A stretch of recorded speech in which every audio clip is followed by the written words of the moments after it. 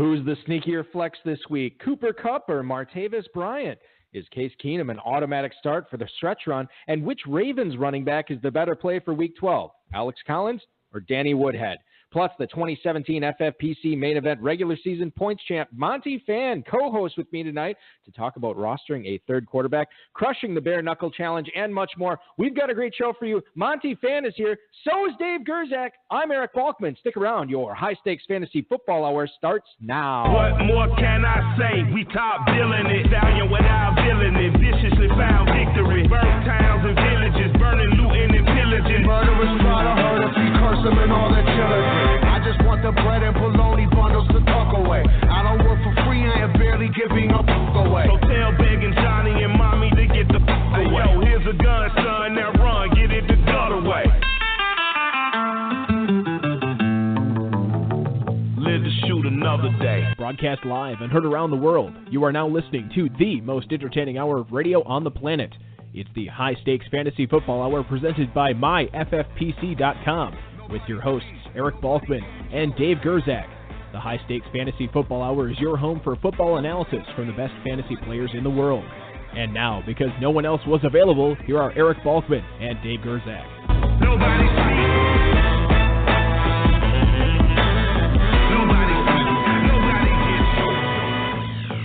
Thank you so much, Rob. Greetings and salutations, and a happy belated Thanksgiving to all you Balkaholics and Gerzak addicts. Welcome to the latest episode of the High Stakes Fantasy Football Hour presented by MyFFPC.com. I'm your slightly above average host, Eric Balkman. The co-host tonight is the Dizzle, patron saint of fantasy football, Dave Gerzak.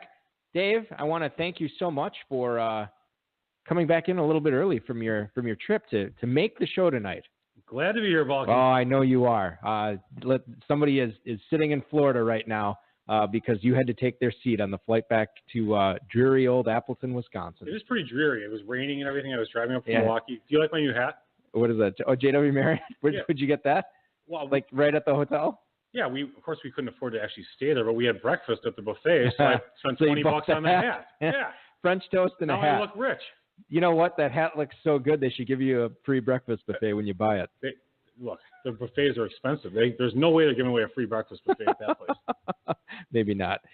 Coming up on tonight's show, what can we expect from Chad Williams the rest of the way? Is Duke Johnson in for a massive Week 12 and much, much more. Rotoviz.com/podcast. I didn't take Thanksgiving off. There is a new high-stakes lowdown out. Chris Pahovich, $40,000 FFPC winner, and Nelson Sousa on that podcast. A lot of good stuff about managing your roster down the stretch.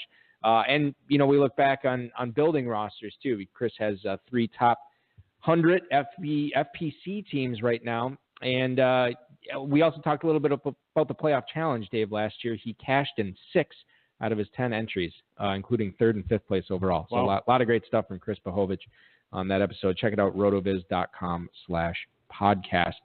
Shout out to the chat room right now. Feel free to post any questions you all might have in there. If you want to connect with us on Twitter, please do so at HSFF Hour, at Eric Balkman, at David Gerzak. Facebook.com/HSFF Hour is where to reach us there. And if you want to call, you can. 347-426-3682. That's 347 Game Over. You can also email the show at the inbox, highstakesfantasyfootball@gmail.com. If you have any questions for us, now's the time to get them to us. Our audio engineer, Bryce, our producer and mutual friend, Rob, tirelessly working tonight, working off the tryptophan, working off all the calories that they put on yesterday, myself included. And they'll be working for the duration of the show, and that'll be the show tonight. Without further ado, I want to get to our guest tonight. He has taken part in high-stakes fantasy football leagues since 2009. That is almost a decade, bouncing around with various co-owners until joining a group of 3 other friends in 2014. Since then, his group has finished ahead in winnings every single year, including 16th overall in the main event in 2014, winning their league titles in the main event in the FFPC the last 2 years, and second place in the Bare Knuckle League back in 2015. They're also in second place this year so far with a few weeks ago. Please welcome into the show your 2017 FFPC main event regular season points winner and championship round leader, Monty Phan. Monty, thanks for hanging out with us tonight, man. Hey there. Thanks for having me. It's always a pleasure to get somebody on that is an upgrade in the fantasy football intellectual aspect of the show, and we've done that once again tonight, Monty. I want to get into fantasy football. When you are not playing fantasy football, tell us how you're spending your time. We live in San Diego. I have a wife and 2 kids, and I'm an at-home dad and a former newspaper reporter. This is interesting, Dave, because we have a former fellow member of the press on the show tonight. Wow, two journalists. Listen, and nobody can see this right now, but Monty and I are both wearing our fedoras with the little scoop note in the band of the fedora tonight. Mine says press. Oh, yeah. It's okay. See, I'm not as sophisticated. I feel like I'm watching like a Bugs Bunny cartoon. They always have the press in there. Yeah. They'd all go running for the phone booth, and it would be like 10 guys at a time. They would knock the phone booth over. Yeah. Well, that was Airplane. I think that happened. That's true. Yeah, I saw in cartoons too. But you're there right. you go. Dave has a fantasy football question for you here, Monty. Before he does, I do actually want to ask you something. I don't know how much, like when you had to interview subjects for whatever stories you were writing on when you were in the industry. I don't know if you ever had to kind of see through or read between the lines of what they're saying, or does any of that talent that you had for that back then, are you able to apply that with any coach speak or when any athletes are talking after the game, where you can kind of get an inside read on maybe how injuries are going, maybe how a certain competition in training camp is playing out? I mean, is there anything there that you've been able to use and to your advantage, especially during drafting season? Not so much reading between the lines, just because I feel like I'd have to have been there. It's hard to do. Most of the research I do is all reading and not really listening or watching TV or anything. I will say that when I was a reporter, I did tons of research for stories, and knowing how to do that, I guess, has kind of helped me in this hobby where a lot of the success that we've had is just on the amount of research and, which sources to trust over others, just along that lines. It's all about preparation. It's all about trusting your sources. And I think that's true of fantasy football as well. Dave, go ahead. I'm sorry. Oh, you're fine. So, hey, congrats on the regular season points title. You had Ezekiel Elliott on your team. He had a lot to do with that. And he, after his 12th or 13th appeal for suspension, I think it was number 14, actually. Finally gone. So how concerned are you with the running back depth for the stretch run? Well, the funny thing about that, so we had 3rd pick in the draft on Saturday before the season, and we were pretty set that that David Johnson and Bell would be the first 2 picks, and that we would go with Antonio Brown. And then Thursday night happened, and all of a sudden Kareem Hunt was in the mix. And so we were trying to decide between Hunt and Brown. And then Friday they said that Elliott won his appeal, and there was a 90% chance he would play the whole season. And so we went back and forth between Elliott and Hunt. We didn't totally trust picking a rookie with the 3rd pick overall who had 1 game under his belt, no matter how well he did in that game. So we went with Elliott, and I know that our depth isn't that great going into the league playoffs and championship round. We really only have we have Mark Ingram, who we hit with, and then Forte, Latavius Murray, and I think Gio Bernard are our other running backs. And we ended up going big on Murray when Dalvin Cook went down, and we were pretty disappointed in the first few weeks of that. But he's picked it up last few weeks, and you go in with the guys you got. So we unfortunately don't have any free agent money left to even grab somebody next week. So cross our fingers, and hopefully nobody gets hurt. Yeah, Monty, I want to actually talk to you about that, because you look at this team, this main event team, you've only made 9 transactions all season long, add drops for this team. Yet those 9 transactions, some of the most expensive transactions you can do, because you spent all $1,000 of your free agency acquisition budget in doing so. When you look at how you've handled your previous Football Guys teams, your previous main event teams, your other high stakes teams, is this a common does this happen a lot where you blow through your fab and you're maybe a little bit hamstrung at the end of the year, but you've gotten these guys that have really helped your team for the majority of the season already on your team? I mean, how often does something like this take place for your consortium in high stakes leagues? We've gotten pretty lucky the last few years in having pretty deep benches, strong benches where we have it's a nice problem to have when you have a bunch of guys who you think are going to perform really well that week, and you're trying to decide who to bench and not who to start. I know that in years past, I want to say a couple years ago, we had a pretty sizable bid on Rawls from Seattle and ended up hitting on him. And so, I mean, our method is kind of early on in the season, and I'd say the first month or so, we will identify a guy who we want to go pretty big on. This year was Nelson Aguilar in week 1, and he turned out to be a pretty good bye-week filler. And then, like I said, Latavius Murray was 488, so almost half our total allotment for the year. I mean, like I said, we've gotten lucky with having a deep team and not having to worry about too many injuries, so that at the end of the year, we usually don't have that much money left, and it hasn't been a problem. You can't take it with you, Dave. Just like possessions on this earthly plane, you can't take them with you wherever you go afterwards. You can't take fab money with you at the end of the season either.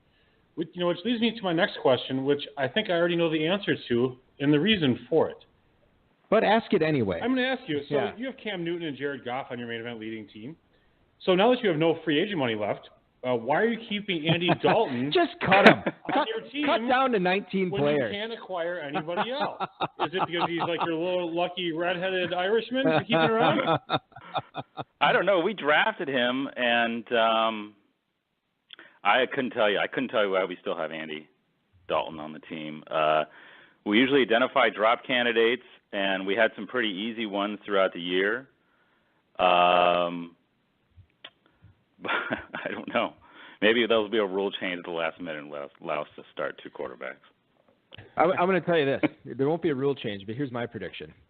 Cam Newton and Jared Goff, somehow get suspended or get injured or whatever, and you're going to be leading the main event with 1 week to go, and Dalton is going to throw for 4 touchdowns and seal it. And Elliott comes back week 16. Yeah. Let's just cut the check now. We don't need to play it out. Every once in a while he'll pop off like a 30-point, 28-point game. What's interesting is I'm in a similar situation. I mean, in a much smaller scale. Dave, I think I told you this. In that league, that dynasty league where somebody inexplicably dropped Allen Robinson, I went against your advice and I ended up spending all my money. Yep. And for the last, I would say 6 weeks, I've had 2 quarterbacks on my team and one of them has been out for the season. So I literally have to play Andy Dalton. Do you have any money left, or you out? No, I'm done. I have no money left. Okay. No money. I believe I made the playoffs as the 2 seed with Andy Dalton. Yeah. So we'll see what. He doesn't get hurt much. That's good. No, playing Cleveland this week. We'll see what happens. He might throw those 30-point. You never know. We're talking with Monty Phan, the 2017 FFPC main event regular season points champ. He will be leading the championship round when it begins in 2 weeks. Before then, we do have the league playoffs, and I know you and your fellow co-owners, Monty, are very excited for that. You talked about, I mentioned this actually in your intro, that you have had many co-owners over the years, but for the last 4 years, you guys really have hit your stride with you and your 3 other co-owners that manage these teams. What is it about this dynamic that you guys have put together that, everything clicks and you guys have, 16th overall in the main event, back-to-back main event league titles, and you're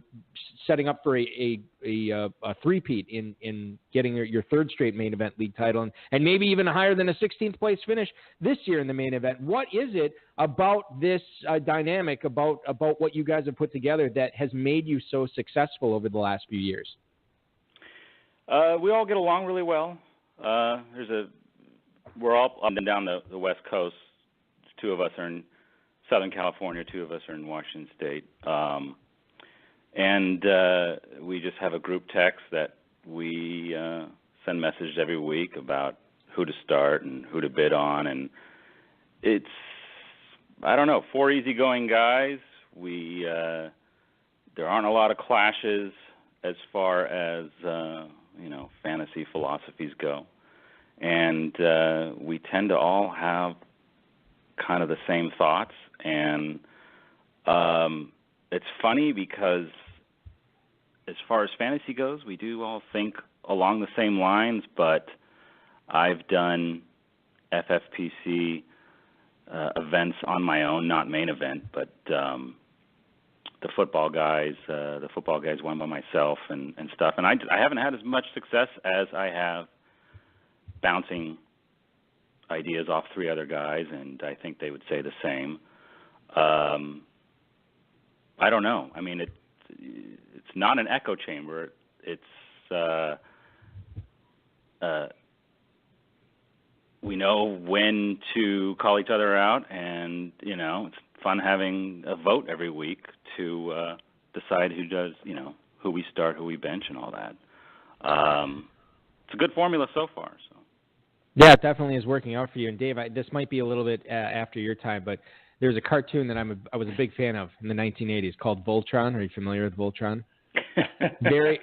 Actually, I'm not familiar with it. Actually, I did not watch it. Very talented kids that had these robotic cats that would fight crime and save the day, and they're very powerful. However, they could never topple the big villain all by themselves. They had to form this mega huge Voltron robot.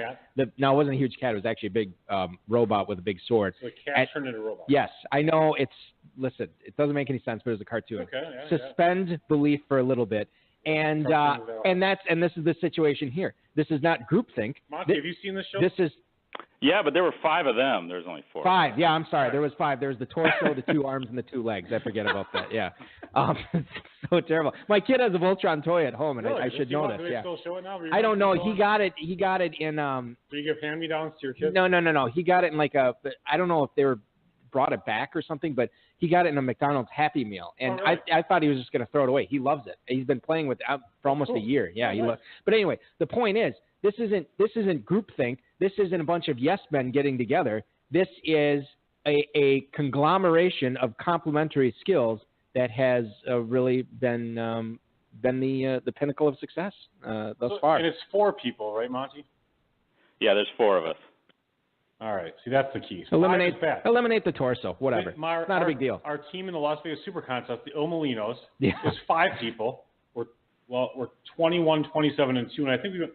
So you guys are coming back, 21, 27, and 2. Like 6 games under 500. Yeah. The goal, though, is to get like a 70% winning percentage, so we're not in good shape. We're going to have to go undefeated the rest of the way, and even then I don't know if it's going to happen. So maybe next year you guys could do the Las Vegas Super Contest amongst your group. Yeah, that is actually a really good idea.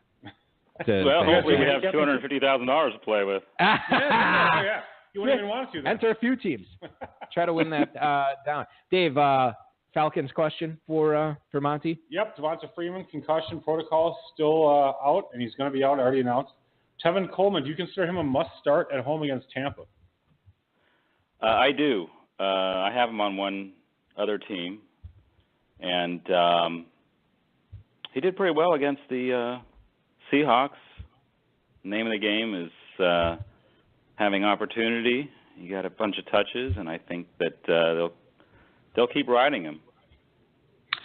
And the other great thing about Tevin Coleman here, and I have him in, I think, 3 leagues. I'm for sure playing him in all 3. Dave, we know one thing is true about Atlanta Falcons football. Julio Jones will not be scoring a touchdown this week. So you can throw that out the window. Devontae Freeman won't be scoring a touchdown. Austin Hooper seems to be about an every third week guy, and I don't think it's his turn. Right. It's Coleman, and probably Sanu will get like a junk touchdown in there somewhere. Maybe Justin Hardy sneaks in there. But Coleman this week, I'm telling you. I actually enjoy watching. Go ahead, Monty. Sorry. Oh, I was just going to say, if you have Coleman and not Freeman, this is pretty much what you've been waiting for anyway. So yeah. It makes sense. Got to get him in there. What were you going to say, Dave? I'm sorry. No, that's all right. I was just going to say that I enjoy watching the Falcons in the red zone. And I only watch Julio Jones now, just to watch him go flailing around. Whenever they show him, if they throw it to him, it's a terrible pass, or he gives a half-hearted effort. Yeah. And all of a sudden they'll throw it to Sanu, wide open. Or they'll throw it to Hooper, wide open. Yeah, wide open. No one's covered. Do you remember, I don't know what year this was now, when Keyshawn Johnson had that year where he was like on pace? I think he ended the year with just under 100 catches or whatever and didn't get one touchdown to like week 15, really? Wow. Something like that. You know what else I found out this week? The Oakland Raiders, 0 interceptions on the year, have yet to pick off a pass. It is week 12. They have 0 interceptions. And the Raiders. That's insane. All right. It's absolutely insane. The Las Vegas, soon to be Las Vegas. Soon to be Las Vegas Raiders. That is nice. Yeah, it's crazy. Monty Phan, the guest tonight on the High Stakes Fantasy Football Hour. Eric Balkman, Dave Gierzek. Monty is the 2017 FFPC main event points champion. He will be, when the championship round kicks off in week 14, he will be at the top of the leaderboard here. And another one of the events that you guys play in, I believe seemingly every year, Monty, is the Bare Knuckle Challenge. For anybody who's not familiar with it, this is a 28 round draft, correct, Dave? 28 rounds? I'm usually drunk by the time they have it. 28 rounds, 12 teams. Alex just tells me to be quiet at that point. Yeah, I've gotten yelled at too. I think that's the reason I've been Monty, we're the people that get kicked out right in the middle of the draft. The thing is, I got yelled at least not the past 2 years, but the 3 years before that, I was yelled at by either Alex or the proctor. And ever since then, I've been proxying the big payback that goes on at the same time. And I think it's just to keep me away from the bare knuckle challenge. Yeah. So anyway, but what this is, it's a 28-round draft, 12 teams, $750 entry, and no computers, no tablets, no devices, no cheat sheets, nothing. You have to do it all from memory. It's an insane match of wits. You guys, Monty, won the whole thing. You took second in 2015, and this year I checked, you guys are in second place again, heading into to week 12. I'm curious if there's any highlights or if any stories, anything that you can share, maybe just about how taxing this is mentally to do this exercise and try to, whatever it is, 336 players are drafted, and you got to do it all from memory. What has that been like for you and you guys and your guys who drafted? It's pretty fun. I'm the one who does it. Perfect. I guess it helps that I don't drink. He's very smart. That's an advantage. If it doesn't go without saying. Yeah, 30 seconds per pick, and you don't know the draft order until 5 minutes before the draft. Right. My preparation is once you start the draft, it all kind of goes out the window. I try to memorize the first 3 rounds of ADP, so about the first 36 players. But even then, there's guys who I think Lamar Miller dropped this year to the 6th round or something, and I totally forgotten he was on the board. But yeah, it's kind of fun during it because there are guys like that who someone remembers 6th, 7th round that should have gone in the first 3, and everyone is kind of, oh yeah, I forgot about that guy. And that first year in 2015. I think we lost by, I want to say like 18 or 20 points, which is basically one, I want to say roster move, but it's a best ball league. But, 3 touchdowns here along the way. Yeah.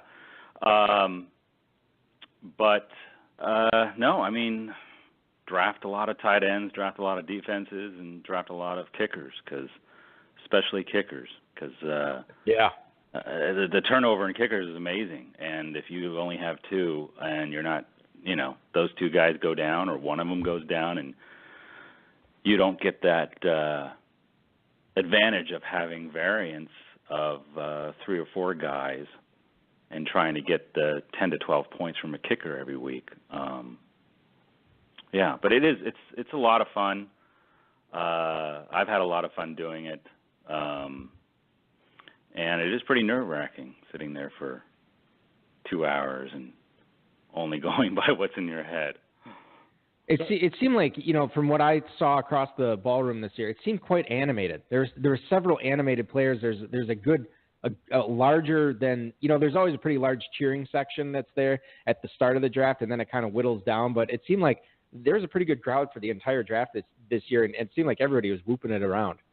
Yeah, we had a guy who drafted David Carr, and someone tried to draft Derek Carr later and needed to get a ruling.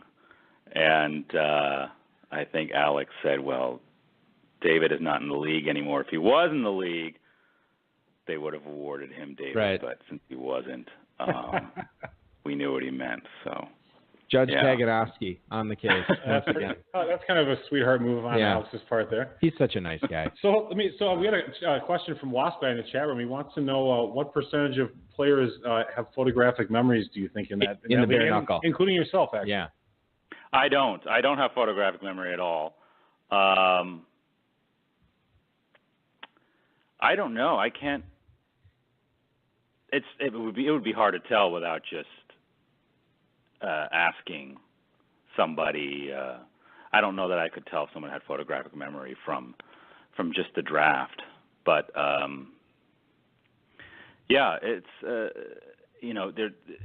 without having the ability to even write anything down, it's tough. Because there are guys who pop in your head, and once you hear other names being called, those mental lists get really screwed up. And some of it is someone drafted Torrey Smith, and right before I was picking, and I thought, Nelson Aguilar's on that team too, and so right at the last minute popped in my head, and I grabbed him, and that turned out pretty well. So yeah, absolutely. That's a really good point. Well, because a lot of times I'll write down like 3 or 4 guys I'm thinking of when I'm doing a draft, and so then like maybe a couple of them go or whatever, and like, I still got a couple of them. But yeah, you have to actually just have it like this little mental Rolodex going on. Honestly, who could crush us if there's some sort of real life Rain Man that could like just sit at the table and just fire off all these names, like just memorize the top 336 players. No social skills whatsoever. Yeah, no social skills and numbers. We'd have to suspend the bare knuckle draft because that guy would just crush it every year, or gal, whoever it is. Yeah, no kidding. Well, the fun part is go ahead. There are 32 defenses, and the guy running the show will say, well, there's one defense left, and you're sitting there going through the board and looking at it, and mental, NFC West, NFC East, NFC North, and trying to figure out. And this year, the last one was the LA Rams, which has turned out to be a pretty good defense. And someone caught it and grabbed him. So then somebody tried to draft the St. Louis Rams later. More than likely, probably would happen. Anyway, Dave, go ahead. Vernon Davis. Vernon Davis probably doesn't have a photographic memory. And no. He also doesn't have any catches. Didn't have a single one against the Giants defense. That's been pretty terrible against the tight end. So Jordan Reed continues to miss games. You get into this little situation where you have to consider starting a guy who actually had no catches against a terrible defense against tight ends this week. What do you think? Questions about starting whether people should keep starting Davis. I mean, I have him on the team. It's fantasy football's fluky. He's been a pretty solid starter every week. I would say keep rolling him out. I don't know. I don't know what happened. I think Evan Engram was supposed to have a big game too. Ended up 3 catches for 20 yards or something like that. Yeah, it was bad. Both tight ends were bad. Yeah. These things are fluky. I would keep rolling them out. I think I plan on doing it. I think Reed is my starter and Davis is my backup. So, I mean, if all went according to plan every week, it wouldn't be as fun. So. Yeah, exactly. I got to believe if they were to replay that game, somehow Vernon Davis would end up with like 6 or 70 and 2 touchdowns. We do have I want to read one email here. We have time for that, Monty. Here, this is from Mason in Aiken, South Carolina. This came in this afternoon, actually. He writes, "Hey, Monty, now that Juju Smith-Schuster is out, is Martavis Bryant actually a sneaky start with Big Ben at home against that awful Green Bay secondary? Good luck in the championship round." Thank you for the email, Mason in Aiken, South Carolina. So this is interesting, Monty. You have no Juju Smith-Schuster, who basically was the number 2 receiver on this team for the last handful of weeks, and now he's not going to be playing. So you have Martavis Bryant kicked him in the hamstring. Hey man, rumors are swirling. What's going on? There's a couple tweets about it. Yeah.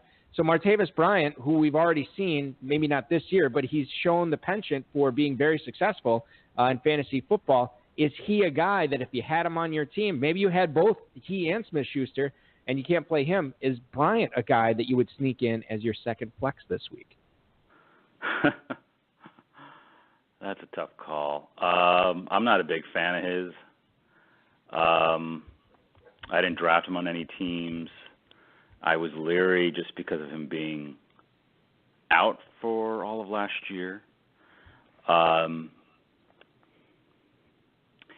If it were me, I'd leave him on my bench. Where's the game? Is it in Pittsburgh? In Pittsburgh, Sunday night. Yeah. I think they lean on Bell and Brown, and maybe Jesse James gets some catches. I think Ben could hit him for a deep ball, but I think that's a lot of the times what you're really relying on with him is that he gets that 50, 60-yard bomb.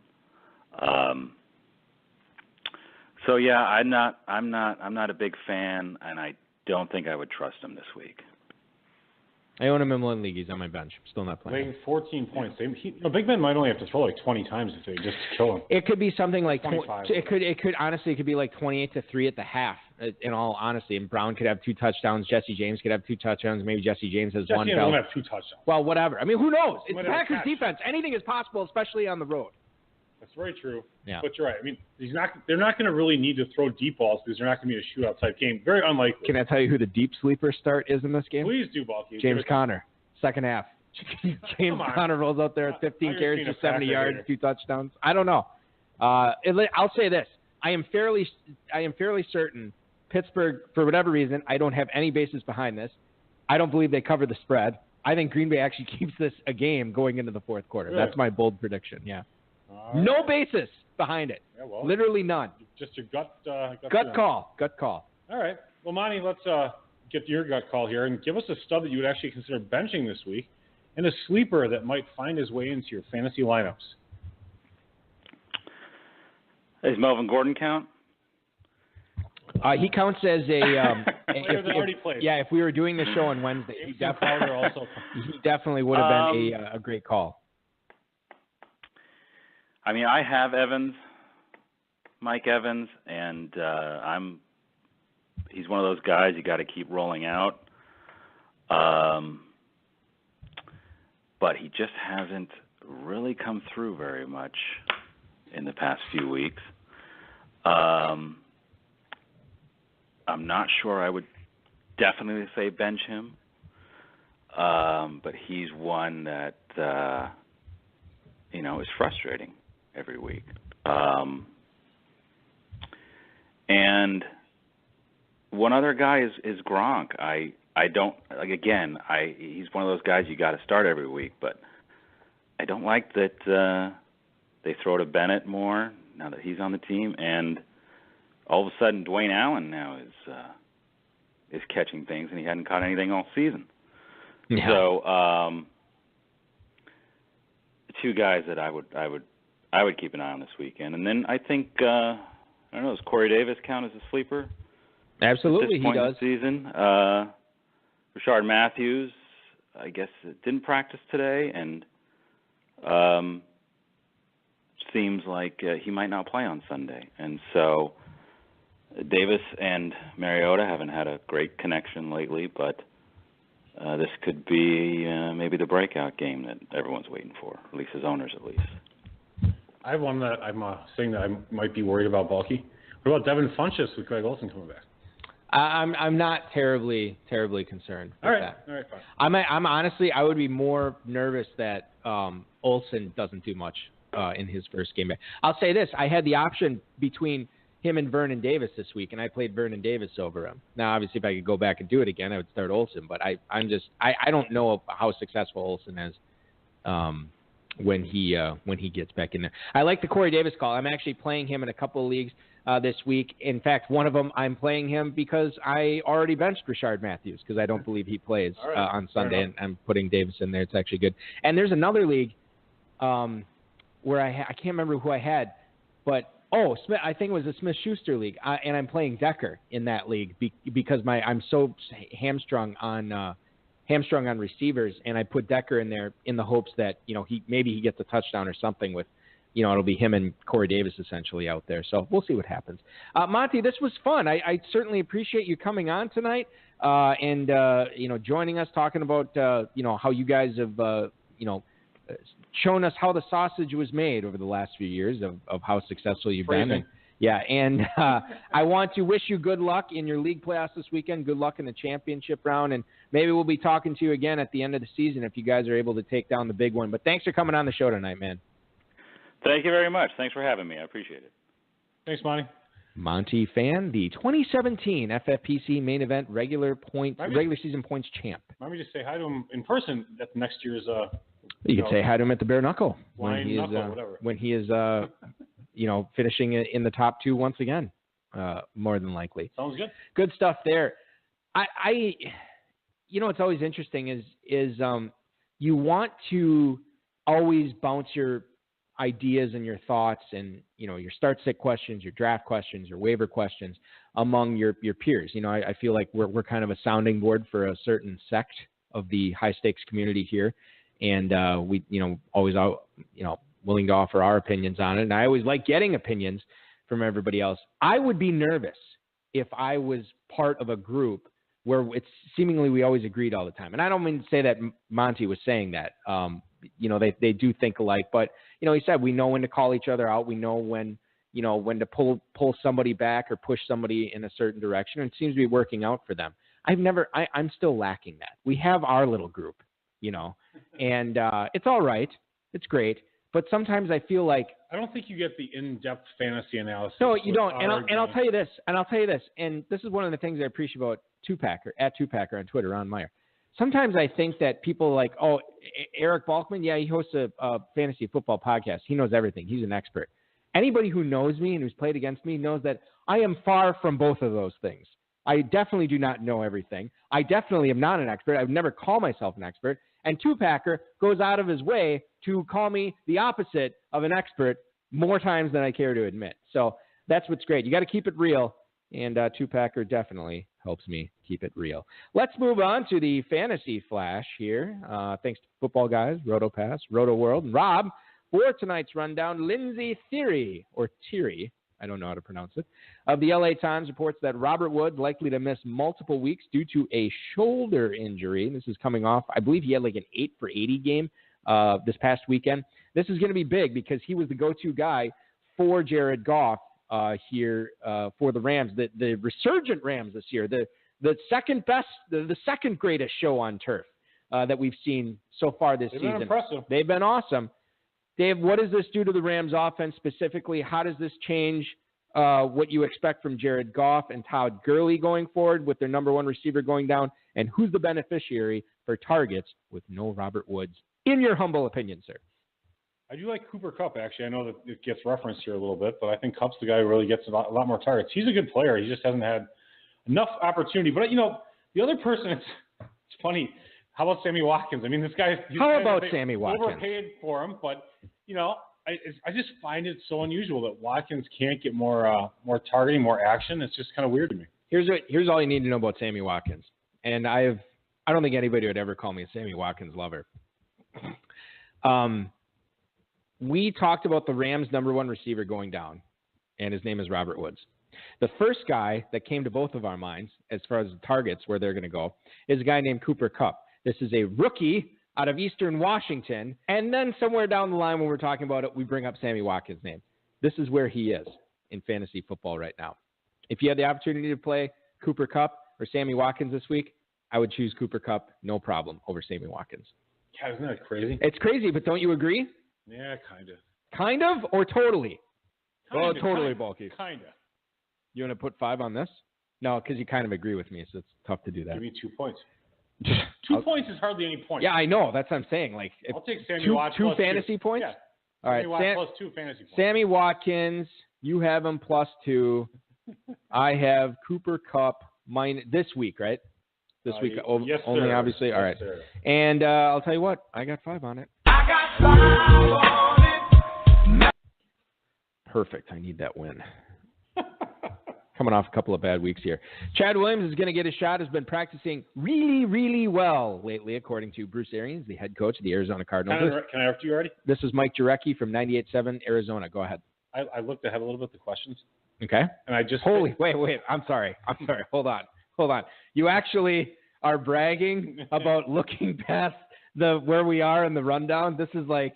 to be honest with you, it was 5 minutes ago. So mind blown. Oh my God! It's not an hour or anything. Can't even believe it. Go ahead. I just picked up Chad Williams in the Scott Fishbowl. The Stone Dynasty. Oh, Stone Dynasty. Like what the heck? First come, first serve waivers? Yeah, in a couple of my leagues, I first. Oh, first for serve. God's So I sake! cut the Chiefs defense because I already had the Seattle and Denver. Right. I don't know why I had 3 defenses. That makes no sense. And so now I'm a proud Chad Williams owner, and I'm going to have a question actually because he's available in one other league. This is a guy that you were high on in the rookie draft process. I was, and I still own him in a bunch of leagues. I've been hanging on to him. I'm surprised you didn't own him in that league. So was I. I had to look. You had 3 defenses in this league, and your boy Chad Williams was somehow on the waiver wire. Hey, look, you know what? One thing I'm not. It's perfect. Going to be the new intro. So Chad Williams, who a lot of people like for dynasty purposes, he is a 3rd-round pick this past year out of Grambling State, 6'1", 205 pounds. This is a guy that made a lot of plays in the preseason. He's going to be catching passes now from, you guessed it, Blaine Gabbert. J.J. Nelson a little bit banged up. John Brown already been ruled out this week. Larry Fitzgerald, I don't know how much, he'll see. Arizona, I should have this memorized, and I don't. Arizona this week is playing against Jacksonville, and Jalen Ramsey is questionable for this game, so he could miss.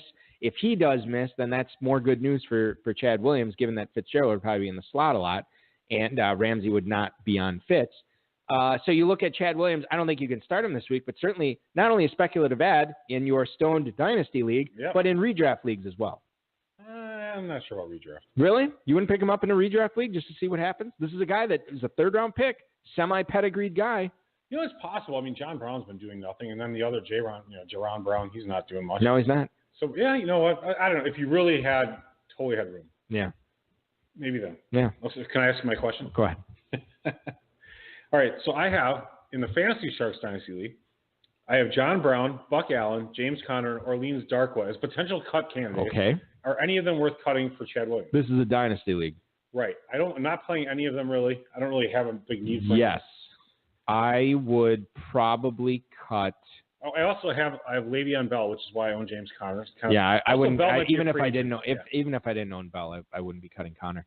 I don't think you have much of a use for Buck Allen. All right, sounds good. That's who I was actually thinking. Yeah. John Brown, I almost want to cut him just to get rid of him. Mm-hmm. I cut Mike Wallace this week in the league out of spite. Your spite cuts are always didn't want to have him on my team anymore. Yeah. I didn't even care that he scored good points. It doesn't matter. The Josh Freeman spite cut this week was Mike Wallace for you. That's right. Only you didn't cut him in the middle of a game. I've never felt better than cutting Josh Freeman in the middle of that game. Dave, Devontae Adams is a top 10 receiver over the last 3 weeks of living in Hunligatory. Hunligatory. He's a top 10 receiver in receptions, targets, and receiving yards.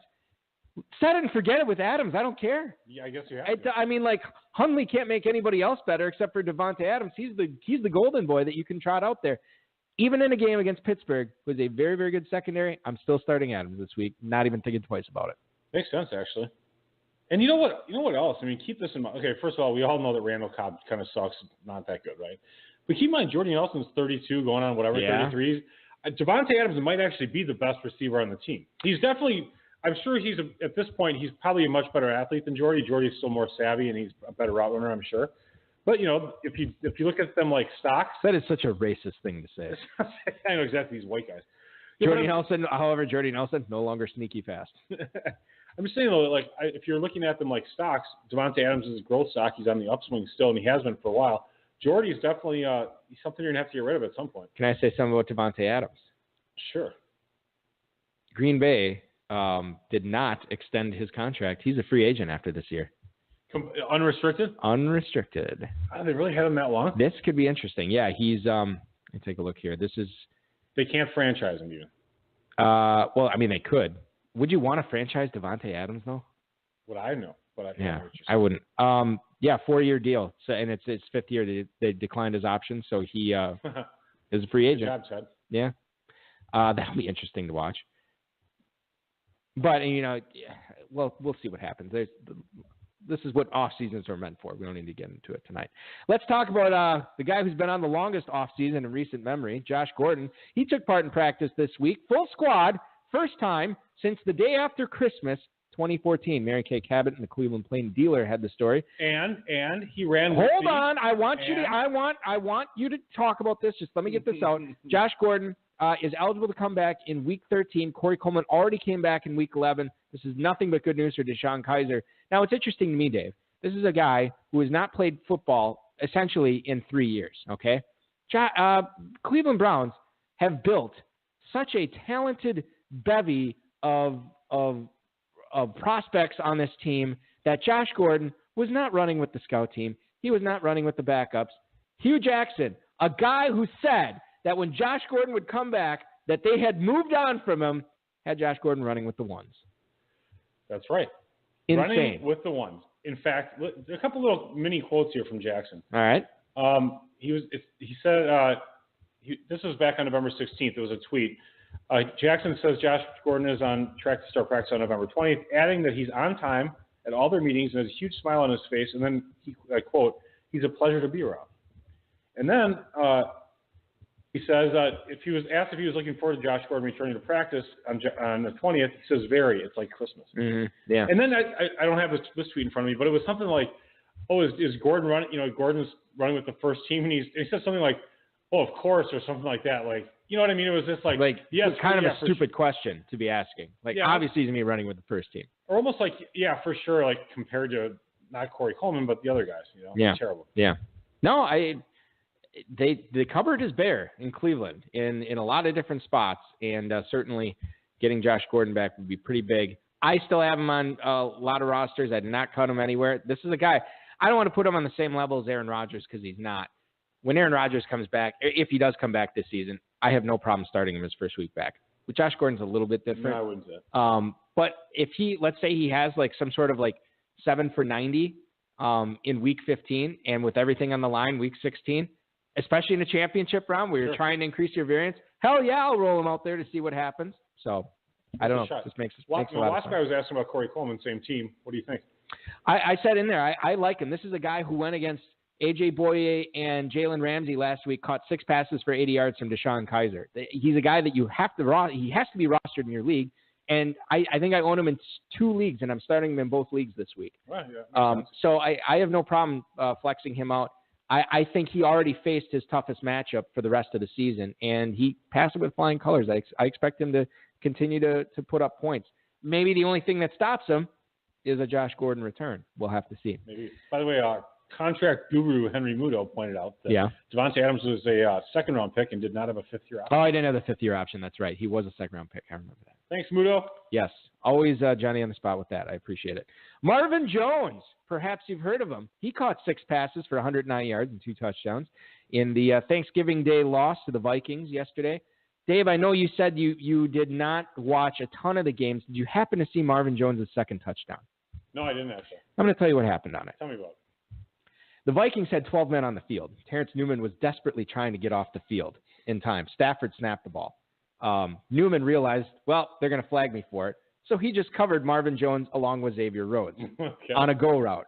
Stafford sees the double coverage, doesn't care. Marvin Jones splits the 2 illegal defenders on the field, only supposed to have 1, snares it. They both get a hand on him, and both fall off, and he walks into the end zone. Nice. It was an amazing play. Right. Marvin Jones, this is a guy, I drafted him. I was in Dynasty Startup this past spring, And I drafted him, and I wasn't really all that excited about it. He's never been like one of my favorite players. I've been rolling him out there the last few weeks, and he's been very, very good. And Golden Tate is kind of trending down when Marvin Jones is trending up. I normally thought of Jones as like sort of like a Devery Henderson, as Monty Phan pointed out, and Martavis Bryant, boom or bust type player. But it's been a lot more boom lately, and this is a guy that I think you have in your lineups going forward here, given his rapport with Stafford, given his production. He's making the plays right now, and he's helping fantasy teams. Totally agree. And he's on Leroy and my team in the auction playoffs. Oh, yeah. So I was going to actually just talk a little smack to you because your team, Robbie No-Cats, is like one of the point leaders. It is the point leader. And then I just realized that you guys had Kyle Rudolph. We had Kyle Rudolph in that league? Touchdowns. Yeah, we had and was that it? I thought that was it for that. Right, okay. I thought we had somebody else. But we had Marvin Jones and Witten for 11.4, so we got 47. Only 6 teams make the playoffs. Right, yeah, I know. The salt and pepper guy, Dave, for one of the Kentucky ancillary leagues. Yeah, how's that doing? I believe got the 4 seed. The playoffs obviously started this week.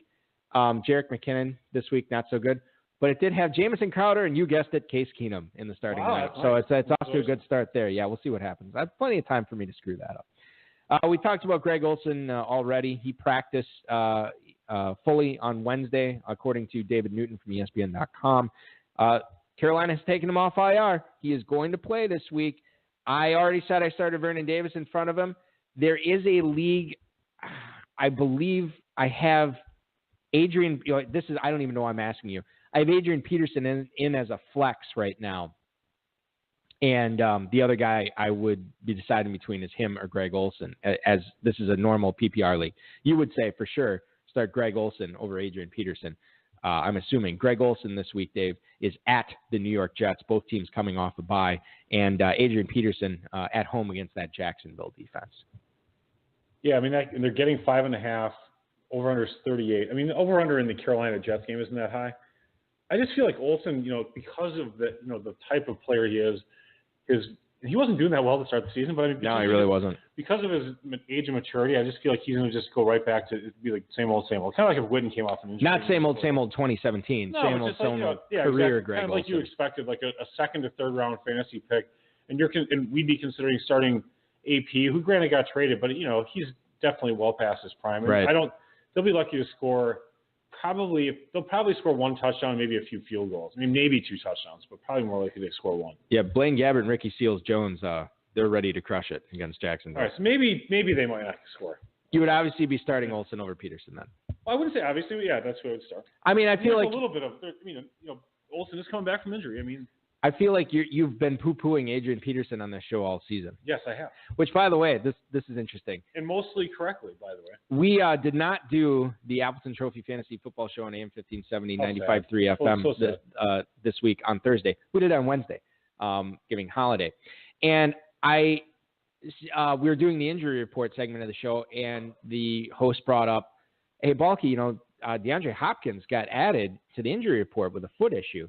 And I said, yeah, I hadn't seen that, but I saw Bill O'Brien talk about it, and Bill O'Brien kind of poo-pooed it and said that Hopkins would be out there Monday night. And obviously it's a big deal that because it's Monday night, probably don't have another replacement if Hopkins misses.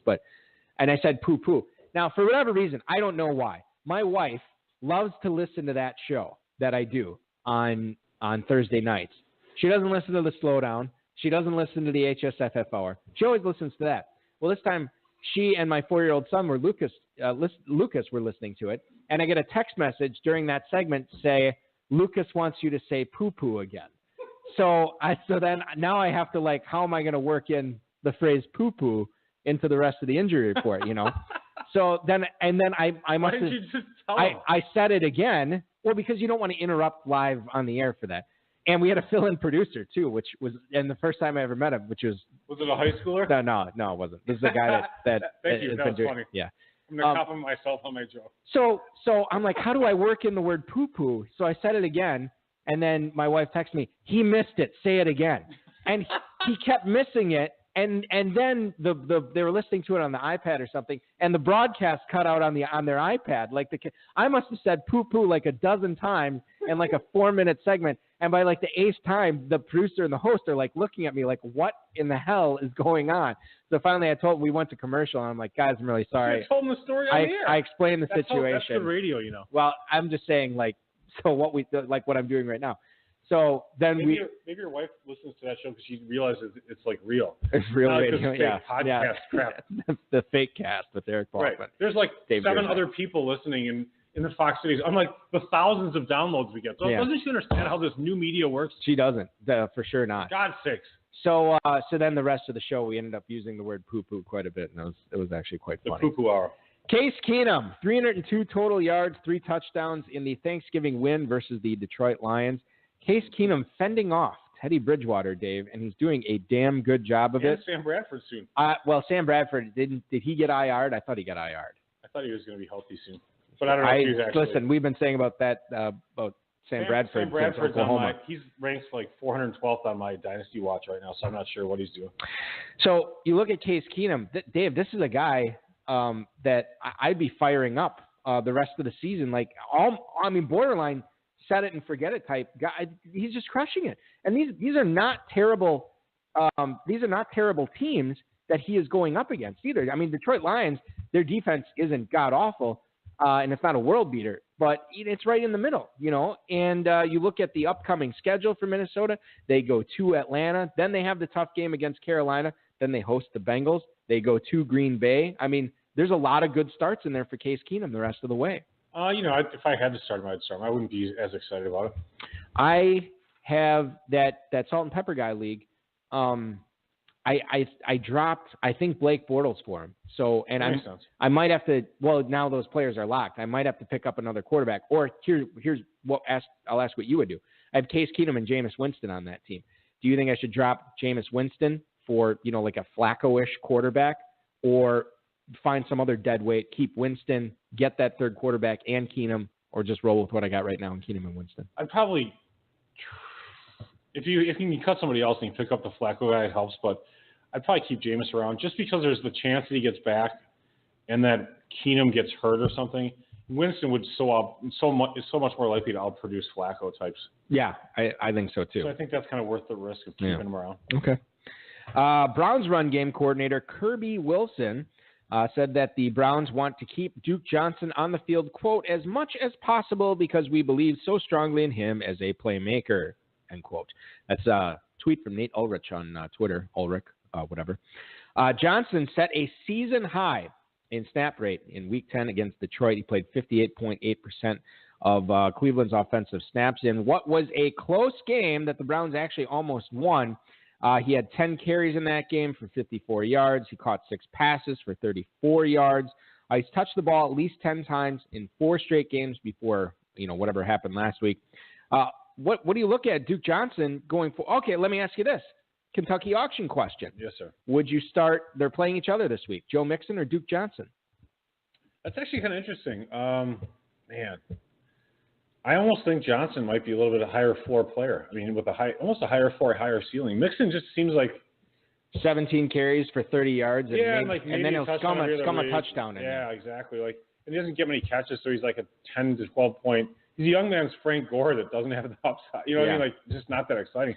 Whereas Duke could go like 7 for 75, catch a touchdown, get some rushing yards. It just seems like there's a chance for him to do something. Yeah, definitely. More of a variance with Duke Johnson for sure. The Browns are kind of I feel like the Browns are going to finish strong this season, and next season might be where they get to like 8-8 or something like that. When they don't draft the quarterback number 1. I think they're going to do something. I just feel like the Browns are finally turning that stat corner. Oh, I've heard that song and dance. The Moneyball corner, they're turning it. Paul. You know who they do host coming up in a couple of weeks? The hapless Packers. Brett Hundley and the Green Bay Packers. Yeah, I was right. Could get a win there. Mike Clay has been saying for weeks now that he basically, since Rodgers went down, he said that the Browns are not going to win one. They're going to win 2 games back to back. I think it was the Ravens and then the Packers. I think it was Baltimore. The Ravens? Yeah. The team that has an awesome defense? No one scores on them. And they don't score. They don't need to. Well, they have in several games. Kick from like the 50. 69-yard field goals, whatever. Well, that is true. I'm actually going to look up their schedule because maybe it wasn't the Ravens that he was talking about. No, I think it was Packers and Ravens. Yeah, he's wrong. Well, we'll see. We'll see what happens. Jamison Crowder, 7 catches, 141 yards, and a touchdown in the Redskins game last night against the Giants. This was an awful first half, but Crowder crushed it.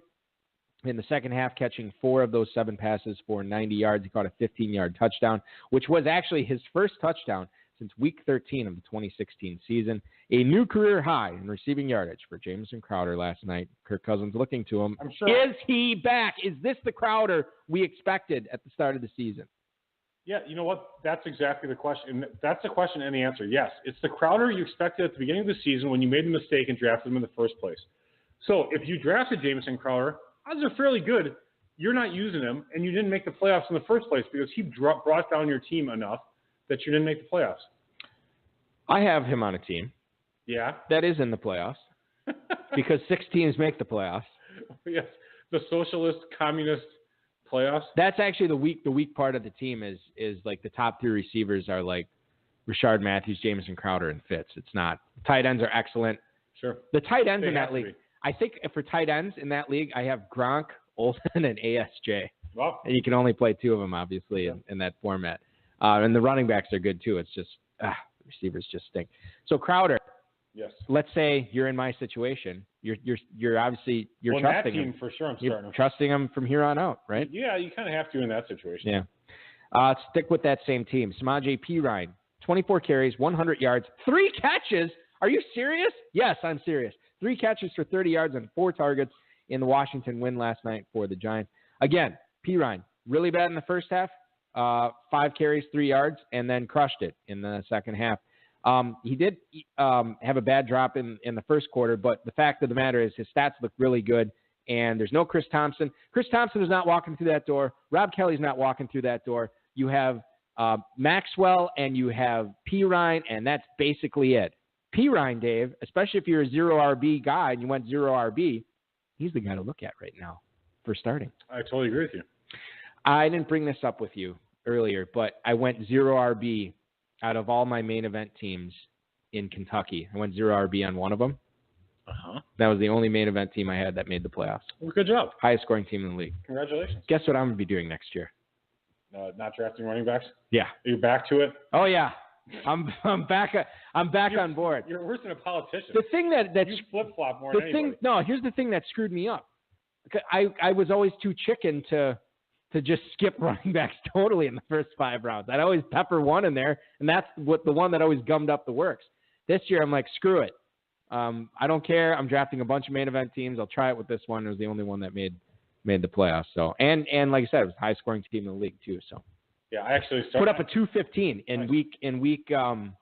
215. 215. Yeah, it was maybe my highest Kentucky scoring week ever. Okay, are you ready to move on and do so? Oh my God, we gotta fly. Let's go. We gotta fly through these emails. I'm not gonna play the drop. Let's crush through these emails here. Why don't you just skip a few emails and play the Doug in Union City, New Jersey. Tough call for me in Football Guys Players Championship playoffs this weekend. Derrick Henry at Indy or D-Jax in Atlanta. Which way would you go? It's Derrick Henry at Indianapolis. Deshaun Jackson in Atlanta. I played D-Jax.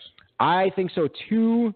For whatever reason, I can't remember who was talking to somebody on some podcast I listened to. They said that they've gotten DeMarco Murray, or maybe it's Sigmund Bloom actually. He's gotten the DeMarco Murray, Derrick Henry question wrong every single week this year. Like he's never played the correct one on the correct week. So I would be going with D-Jax here as well. Tim in New York. Does Alfred Blue simply replace Deontay Foreman's touches, or does Lamar Miller get a bigger slice of the Texans' offensive pie? Pie. Do you have any pie on Thursday for Thanksgiving? I actually had a little bit of key lime pie.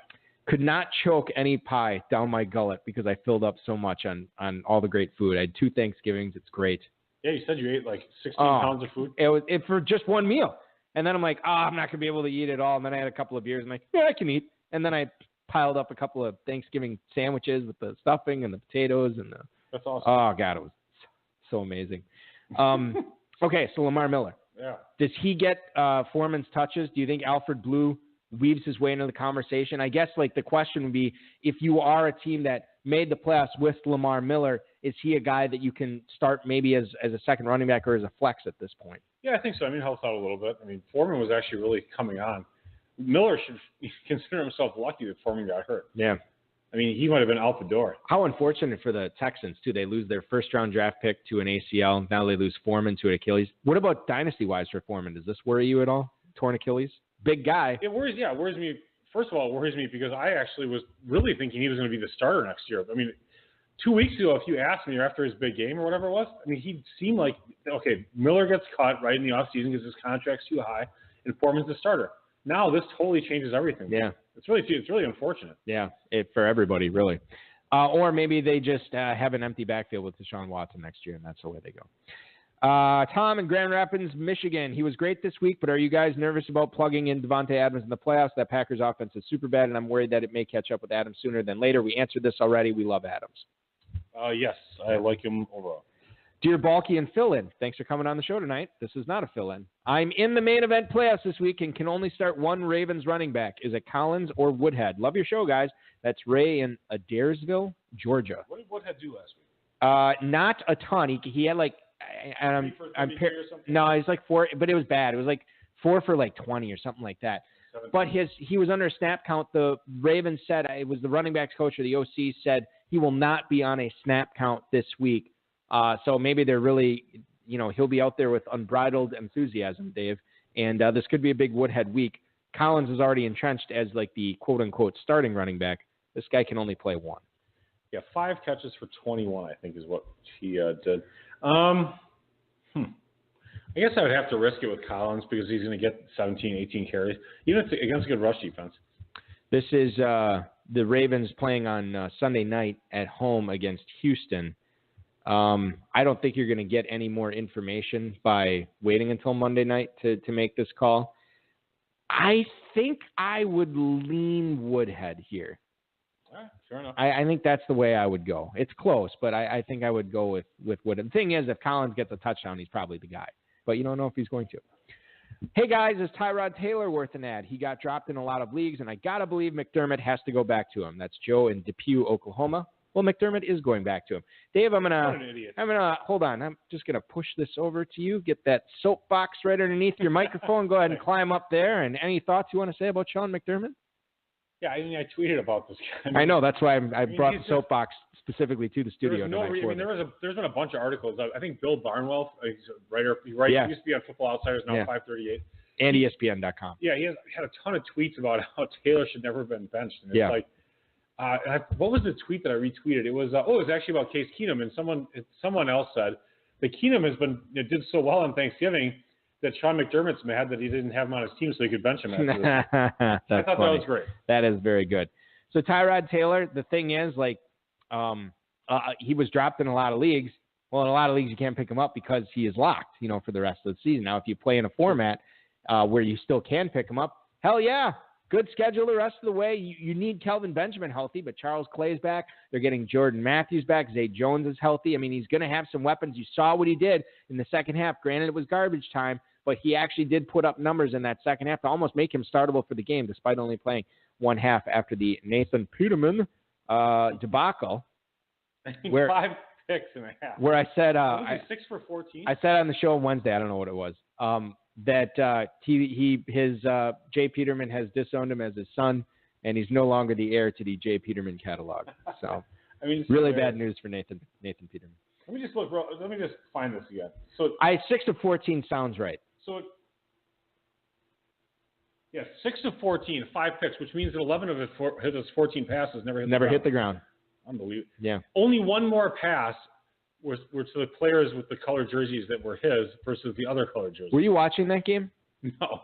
I had it on Red Zone, and I didn't have that game, but I had Red Zone on.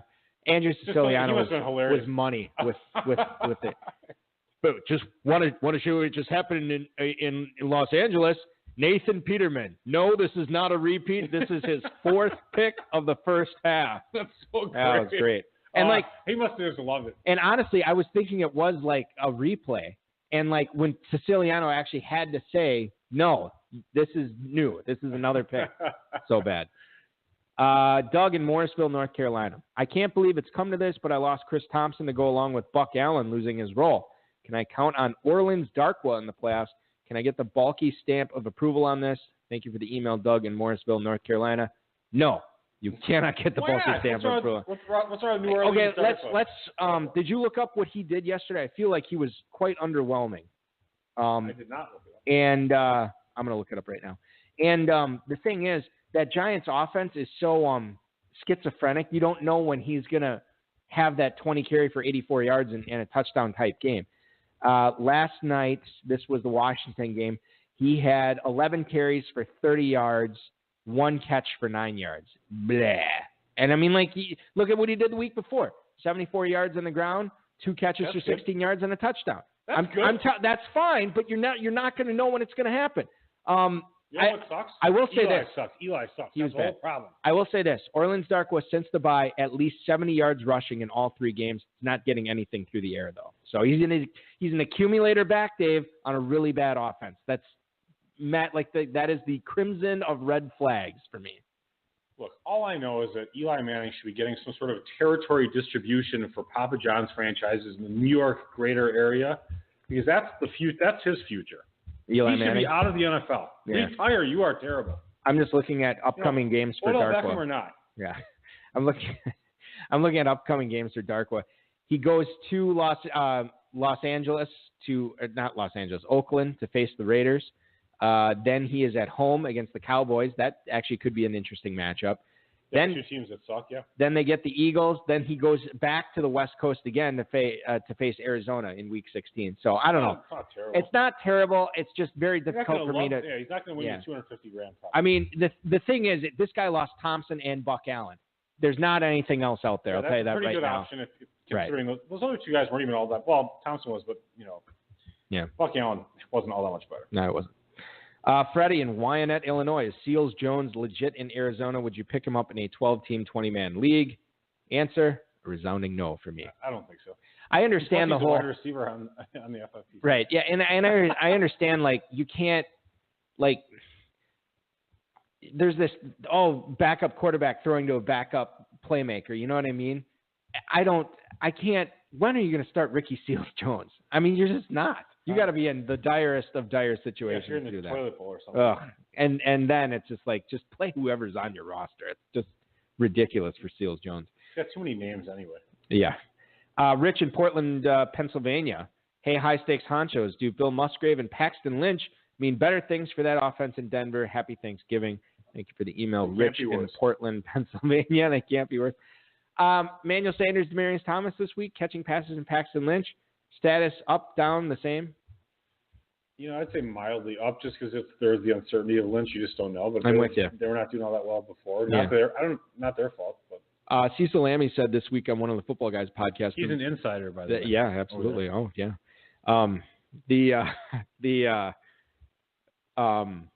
Reason that Paxton Lynch, that they waited until week 12 to start him, was because he had this leg injury. And because he is so good with his legs, they needed him fully healthy before they could trot him out there. Because if he can't put together a play and can't complete a play, well, he can just take off and get 5-6 yards or whatever. Sure. And if he's hurt, he's not going to be able to do that. Well, now he might be able to move this offense better. Like you said, can't get any worse than Osweiler and Simeon. That's true. Next, Carson Wentz. Here he comes. Well, I would put 5 on that, my friend. I bet you would. Alan in Austin, Texas. Hi, Eric et al. Who do you like better as a pickup for the rest of the season? Andre Ellington in Houston or Byron Marshall? Bruce Owens. No, Andre Ellington. Did you miss this? He got cut by the Cardinals and the Texans signed him. Oh, great. Claimed him off waivers. Do you know, ironically, Bruce Ellington and Andre Ellington. I figured you would mention that in Lamar Miller. Oh, sorry. Bruce Ellington and Andre Ellington are first cousins. That's awesome. Yeah, it's pretty cool. So now they're teammates in Houston. So Marshall or Ellington? At least Bruce, when I was thinking of Bruce, used those. Yeah. In Texas. Anyway, yeah. I'll say this. I had Andre Ellington in a lot of my teams. I never cut him, probably to my own detriment. But I'm keeping him around just to see what happens in Houston. If he comes out and catches 5-6 passes this week against Baltimore, yeah, you might have something there. Yeah, I kind of agree with you. I'll go with that. I mean, you saw what Marshall did last night, or whatever his name is. Maxwell? I forget his name. I think it's Marshall. He did not impress me. Obviously, I can't even remember his name, so he wasn't that great. Maybe it's Maxwell. I don't know. Yeah. Although, once again, we got his position wrong, too. But we don't. I mean, this is... He was a wide receiver at Oregon in training camp. He was a wide receiver. Right, and listen, it's in the rules that you can't change his position, and people are like, well, why can't you just add position? Well, what happens if that is a receiver to a tight end or a tight end to receiver? You know what I mean? Sure. It's not a good situation to just adhere whatever these guys are playing now It's to not your our fantasy fault. wins. The teams are changing these guys. Blame out. the teams. Don't right. blame us Exactly. or the players. Right. Tell these players to pick a position. Isaac in Louisville, Kentucky. Heading into this weekend, blind resume. This is always good. Yeah, it sounds like we need a drop for this. Should we get like some sort of, maybe we get a clip of that blind guy from Curb Your Enthusiasm? That when they're helping him move. Put like a... Put the couch over there, Larry. Yeah. That guy's so great. Yeah, we might have to do that for next week. And then the quote of Larry, like saying something, just insulting him as a blind person. And then Richard Lewis saying like, "Oh, I'm a recovering alcoholic." And Larry's like, "Oh, you're an alcoholic and he can't see." Give him the litany. Yeah. It's the same thing. Yeah. Isaac in Louisville, Kentucky. Blind resume. Heading into this weekend, he is second in the NFL in both passing yards and rushing yards by quarterbacks, and leads his team. And leads his team in both categories as well, totaling, or as Isaac wrote, totaling 317 yards per game. Who is he? It wasn't Carson Wentz. Not Carson Wentz. He's leading his team in rushing yards? He's leading his team in rushing yards. He's leading his team in passing yards. He is second in the NFL in passing yards. He is second in the NFL in rushing yards by a quarterback. Maybe Carson Wentz was number one. Goodness. Now I'm struggling now. You got the right conference. Say that. Yeah, I was. Not the right division. I don't think that helps. So he plays in the NFC, but not in the NFC East.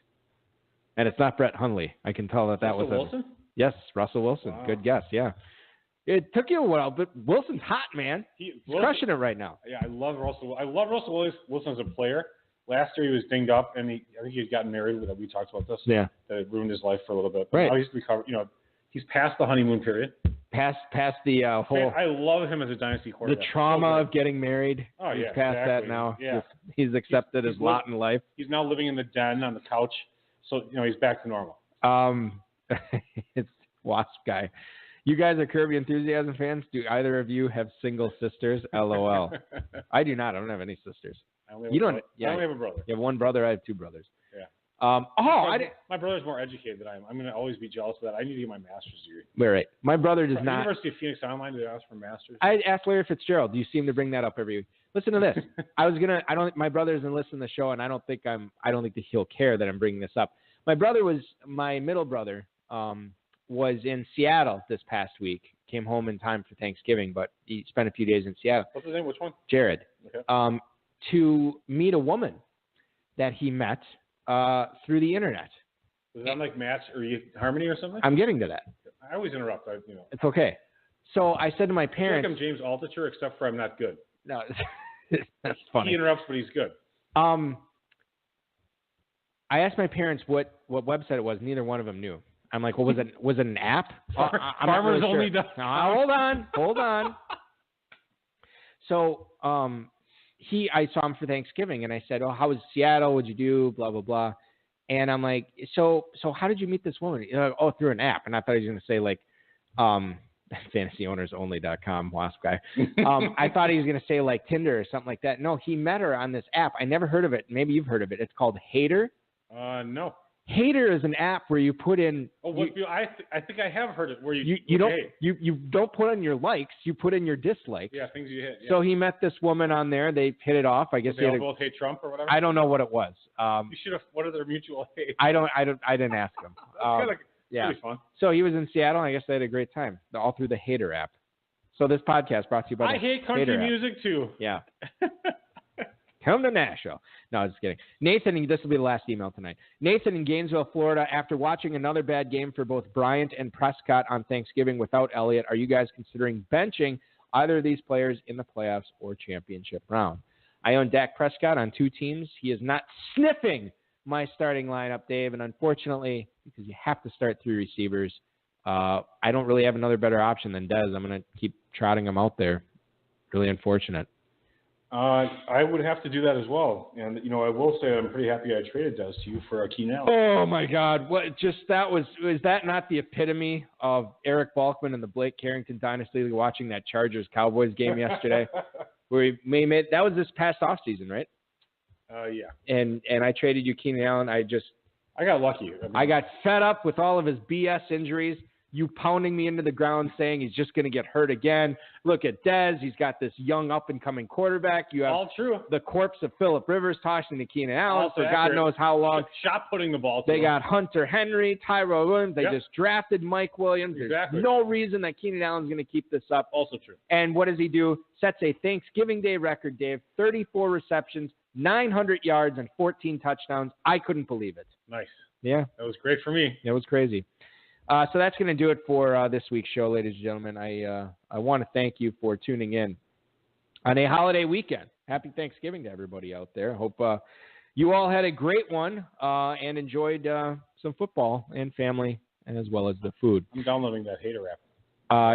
You don't. What more can I say? We top billing it. Stallion without billing it. Vicious. Hold on. I'm sorry. Rob, enough. All right. Is the show over? No, it's about to be over. Oh, sorry, Rob. Thanks to Monty Phan tonight. Great stuff from him, the regular season points champ. We'll be on the lookout for his name at the top of the leaderboard. I want to thank Dave Gerzak for coming back early on your flight. Awesome. The FFPC, Rob Bryce, and of course all of you. Rotoviz.com/podcast. Thursday, Mike Foresta, David Hubbard will be on the High Stakes Lowdown. That will be a must-listen to episode. And listen, they all are. Let's be frank.